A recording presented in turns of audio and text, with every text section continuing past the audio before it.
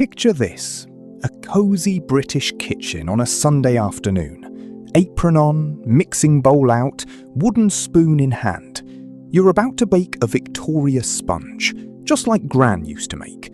Wholesome, homemade, proper British tradition. Except, here's the thing. That bag of flour you just tipped into the bowl, it's not just wheat. It's a chemical cocktail you never signed up for. Fillers, synthetic conditioners, industrial minerals, and in some cases, quite literally, ground up chalk. The Great British Bake Off sold the world a dream of rustic home baking. But behind the bunting and the gingham tablecloths, there's an industrial reality most people have no clue about. Let's crack it open. Here's where it gets funny. British people love to brag about baking from scratch. Oh, I made these scones myself. Homemade lemon drizzle, none of that shop-bought rubbish. But here's the contradiction. Walk into any British supermarket, and what dominates the flour aisle? Self-raising flour. Flour with the raising agent already mixed in. In most of the world, people buy plain flour and add their own baking powder if they need it. But in Britain, we want it done for us. That little convenience opens the door for brands to chuck in all sorts of extras. Chemical raising agents, acidity regulators, stabilizers, fillers. Your homemade cake is built on a foundation of industrial powder. And that's just the start. Because the manipulation of British flour isn't just a corporate choice, it's actually mandated by law. The government forces it. And the reason why is absolutely bizarre. Since the Second World War, UK law has required that all white flour sold in this country must be chemically fortified. It's called the Bread and Flour Regulations. Every single bag has to contain added calcium carbonate. That's chalk, literally ground up chalk. The same stuff you use to write on a blackboard at school. You've been eating it in your bread, your cakes, your Yorkshire puddings, your pancakes, every single day. On top of that, they have to add iron, niacin, thiamine, and now folic acid. The original idea was public health. Post-war Britain was malnourished, so the government stepped in and said, right, we're putting vitamins in the bread whether you like it or not. Fair enough, maybe. But the food industry saw an opportunity. If we're already required to add stuff to the flour, why not add a bit more? Conditioners to make the dough easier to work with, fillers to bulk it out and make it cheaper per ton, enzymes to speed up fermentation. Suddenly, what should be 100% wheat becomes a chemistry experiment.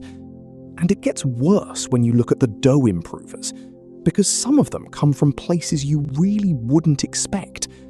To make sure the dough rises perfectly every single time, even when the wheat quality is rubbish, the industry adds fungal alpha amylase. That's an enzyme from fungus. They add ascorbic acid. Sounds harmless. It's vitamin C, right? Except it's synthetic, made in a lab, used as a dough conditioner, not a nutrient. They add ammonium chloride to regulate pH.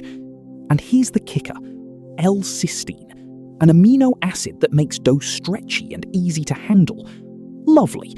Where's it come from? Often duck feathers, sometimes pig bristles. And in some cases, industrially processed human hair. I'm not making this up. Your supermarket bread might contain a dough conditioner derived from human hair. Still feel proud of that homemade loaf? The biggest milling companies in the country have been using these shortcuts for decades, hiding it all under packaging covered in fields of wheat, Union Jacks, and nostalgic farmhouse imagery. Let's name names. McDougall's, one of the oldest, most trusted names in British baking. Their self-raising flour is packed with disodium diphosphate, sodium bicarbonate, and anti-caking agents.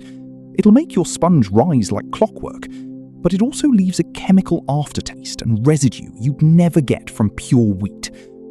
Home Pride, you know the one, Fred the flour grader on the box. That friendly little cartoon man with the bowler hat, symbolising British pride and quality.